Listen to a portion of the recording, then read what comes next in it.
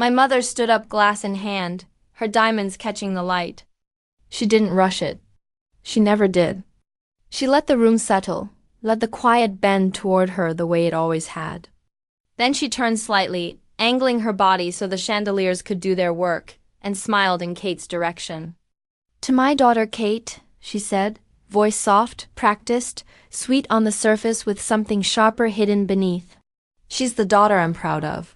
The reaction came instantly. Applause burst across the table, chairs scraping back, laughter swelling, approval humming through the room like electricity. Someone whistled. Someone else lifted a phone. I joined in, clapping lightly, politely, my hands moving while my pulse slammed hard against my throat.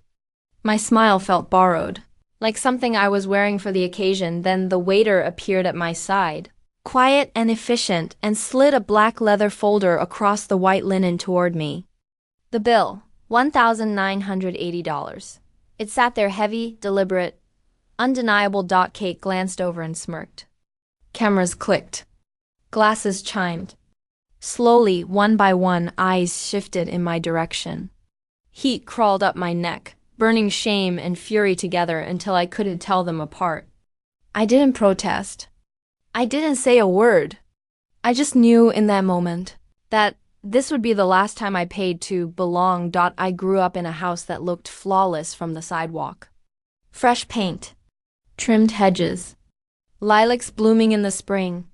It was the kind of place people slowed down to admire. Inside, perfection came with conditions. And I learned early who received the deluxe version of love. My sister Kate was the obvious choice. Golden hair. Easy smile. The kind of child strangers wanted to photograph. When relatives visited, they gravitated toward her like gravity had decided. "She's a star already," they'd say, pinching her cheek. Then they'd notice me standing nearby. "And Helen's the smart one," they'd add, as if intelligence were a consolation prize. My mother, Margaret, valued Polish above all else. The house, the table settings, our emotions. "Chaos is ugly," she liked to say. Whenever I cried, she'd press a napkin into my hand and whisper, "Don't make a scene, sweetheart." Grace under pressure. My father would nod from behind his newspaper. He wasn't unkind, just absent in all the ways that mattered. When I was 12, Kate decided she wanted ballet lessons. Mom enrolled her at the most prestigious studio in town, the one with floor-to-ceiling windows so everyone could watch their daughters spin. When I asked about science camp, Mom smiled tightly. "That's expensive, honey. The library has a free program." That summer, Kate danced under bright lights. I built paper rockets under fluorescent bulbs. Every Friday, she received flowers.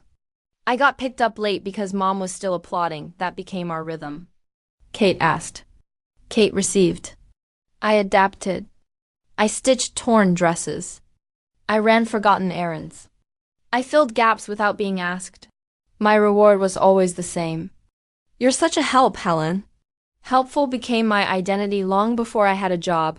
High school widened the gap. Kate wore a new dress to every dance. I wore the same black one 3 years in a row, hemming it shorter each spring. She got a car at 16. I took the bus and told myself independence was better than envy. When college came, my parents covered Kate's tuition and rent without hesitation. For me, they said, "You're responsible. You'll manage." So I did. Night shifts at a care home. Lectures fueled by caffeine and resentment. On graduation day, I sent photos in my cap and gown. They didn't come. Mom texted instead, meant for someone else. So proud of Kate, her LA shoot went great. It still landed, and still I loved them. I called every week. Sent gifts. Showed up to holidays with pies baked after 12-hour shifts. Mom would sigh and say, "You work too much, Helen. You should smile more like your sister." I laughed along, swallowing the sting. Ben came into my life during one of those endless hospital nights. He noticed things I'd been trained not to. "You move like someone waiting for permission," he said once. I didn't understand until later. I kept hoping adulthood would level things out. That stability would earn me space. I built a quiet life in Chicago's small apartment, thrifted furniture, peace I paid for myself. I sent money home when they asked. I thought helping proved love. But the more I gave, the smaller I felt. Late at night, I scrolled through Kate's Instagram perfect vacations, brand deals, glowing captions about family support.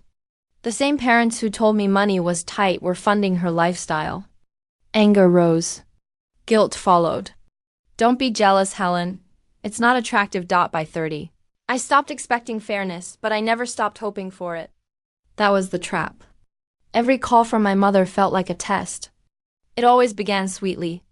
Then came the ask, rent, repairs, emergencies that never seemed to end. Each transfer drained more than my account. Ben noticed. Was that your mom or your boss? He asked once. They only call when they need something. That's not love. The next family dinner was downtown. When the check arrived, it slid directly to me. Mom smiled. Helen, would you mind? You always take care of us. I paid. Of course I did. But something cracked. Then came Kate's 30th birthday invitation, formal, family only. I went because that's what I always did. I didn't know it yet, but it would be the last time. The restaurant glowed with soft jazz and chandeliers. I wore a navy dress that said effort without excess. Kate sparkled. Mom orchestrated. I stayed quiet. When the cake arrived, Mom stood, glass raised, diamonds scattering light across the room. To my daughter Kate, she said, voice smooth and proud. She's the daughter I'm proud of. Applause, laughter, flashes. I clapped once more out of habit, then felt the waiter beside me. He placed the folder down gently. I opened it. $1,980. My reflection stared back from the glossy paper, pale and still. A cousin whispered, Is that for you? Mom smiled, the same smile she used for holiday photos. Helen's got it. She always takes care of family. Laughter rippled thin and uneasy. Kate sipped her champagne, smirked. Tradition, right? That single word detonated something quiet inside me. I looked at Dad, he pretended to adjust his napkin. The air was hot, heavy with perfume and expectation. The sound of cutlery seemed miles away. It wasn't the money. It was math. Years of subtraction, all from.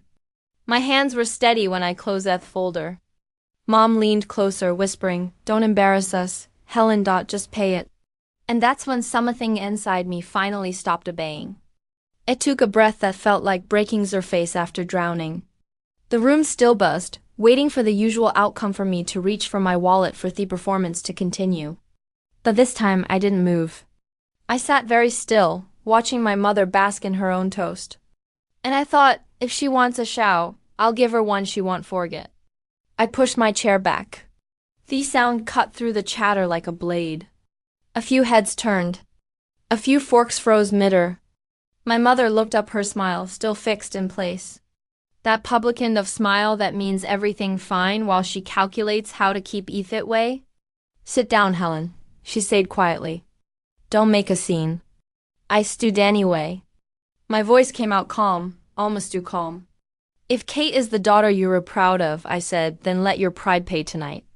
The laughter died. Somewhere a spoon clinked against a plate, and then nothing, just silence wide and heavy. Mom's lips tightened. Helen, please. This isn't about dinner, I said. It's about math. Years of subtraction. Every dress, every trip, every bailout that came out of my pocket. Dad shifted his napkin, crumpling in his hands. Sweetheart, don't. No, I said, turning to him. You had your chance to speak. You always shows quiet. Tonight I'm done covering the bill for silence. Kate's voice wavered, defensive but small. Why are you doing this on my birthday? I looked at her. Really looked perfect. Makeup, expensive gown, the confidence of someone who never had to earn applause. Because every year it's the same performance, I said. And I'm the one paying for the tickets. She flushed eyes, darting toward Mom for backup. Mom set her glass down with a soft thud. Where is you, Helen? You owe this family respect? Respect? I said, you toast one daughter and hand the other the check. That's not respect. That's humiliation with gratuity included. A few relatives looked at their plates. One whispered, she's right, before blushing and staring at her wine. The waiter hovered by the doorway, unsure whether to step in. I picked up the leather folder, opened it slowly, and slid a few bills inside. This covers what I ordered, my drink, my slice of cake, and a generous tip for the staff. I closed it and placed it in front of Mimother. The rest charge it to family pride. Kate gasped. Mom's eyes widened just enough for me to see the panic flicker. There, you're overreacting, she said, voice trembling under its polished surface. I used to think that too, I replied. Every time you told me not to be jealous, not to make a scene, not to ask for more than scraps. But this isn't a scene. It's an audit. I looked around the table. Added up. All the times you celebrated her and shamed me. Every dollar, every dinner, every be a good girl and pay. This is the balance due. Someone coughed. The chandelier hummed faintly. It sounded like the world waiting to exhale. Mom whispered, "You're ungrateful?" "Gratitude without boundaries is servitude," I said. "I'm done ever forming obedience." I gathered my purse, smoothed the napkin on my chair, and turned toward the waiter. "Could you please split the bill properly? I won't be covering the family tonight." He nodded once almost respectfully. Kate reached out, her voice breaking. "Helen, please don't do this. Not like this." Emit her eyes. "I didn't do this. Kate. You all did every time you watched and said nothing." Dad stood halfway, then sat again. "Let's just calm down," he muttered. "Calm," I said, "is what got us here." No one moved. No one spoke. Even the candles seemed to hold still. I felt something inside me realign, anger melting into clarity. For the first time, I didn't feel smaller. I felt exact. I placed my hand on the back of me chair. "If respect is the price of admission," I said softly, "I won't pay to be diminished." Then I walked past the cake, pasted the cameras, past destined faces. The carpet muffled every step until I reached the doorway. Behind me, chairs scraped, voices collided. Mom calling my name, Dad apologizing to the waiter, Kate crying softly. None of it touched me. Outside, the night air hit like cold water. My breath came out sharp clean. The city glittered indifferent and honest. I kept walking, each step lighter than the last. The silence followed me out, but this time it wasn't punishment. It was peace. The next morning, sunlight spilled through me blinds, too bright for how little I'd slept. My phone blinked with messages stacked like dominoes. Dad first. Wish I didn't have let it get that far. I'm sorry for my silence. I read it twice, then again. It was the first time he'd admitted it. Silence as participation. Kate's text came next. I didn't know it felt like that. I'm sorry. A photo followed her birthday cake. Half a ten candles bent like apology. I typed back slowly. The spotlight hides the costs. Maybe now you'll see them. Mom didn't text. Not a word, not even a period, just a notification from Facebook. A new post. A photo of the restaurant captioned family always worth celebrating. The comment section filled with hearts. I didn't react. Instead, I walked to my favorite coffee shop, Theon with chipped mugs and quiet mornings. Dad was already there stirring his cup like it could buy him more time. When he looked up, he didn't start with excuses. How do we fix this? He asked. It told him the truth. You start benetizing. Then you speak up next time. He nodded, eyes wet. Weeks passed. The world didn't fall apart. Boundary shelled. Mom called once, her voice brittle. I don't know what to say. You didn't have to say anything, I told her. Just stop handing me the check. At home, I unpacked a small envelope from therapy appointment confirmation. I pinned it to the fridge beside a photo of me and Banat the lake wind in our hair. No performance required. For the first time, my peace didn't feel borrowed. It felt earned. One evening, weeks later, he sat on my balcony with a cup of tea, city lights flickering below. The air was cool, quiet, the kind of quiet that you said to scare me. Now it sounded like freedom. Inside my phone buzzed again. Another family group message I didn't open. I didn't need to. I knew what peace cost, and for once I'd paid only my share. I thought about that night, the toast, the smirk, the silence. and how everyone waited for me to shrink back into the version of myself they could control. But I didn't. I stood up and the room went silent. Not because they won, but because I finally stopped playing along. Sometimes walking away iced louder than yelling. Sometimes silence eyes justice. The same silence that once crushed me now holds me steady. If you've ever had to stand up for yourself in a room that expected you to stay small, tell me. Share your story below. Because peace doesn't come from approval. It comes from deciding you've paid.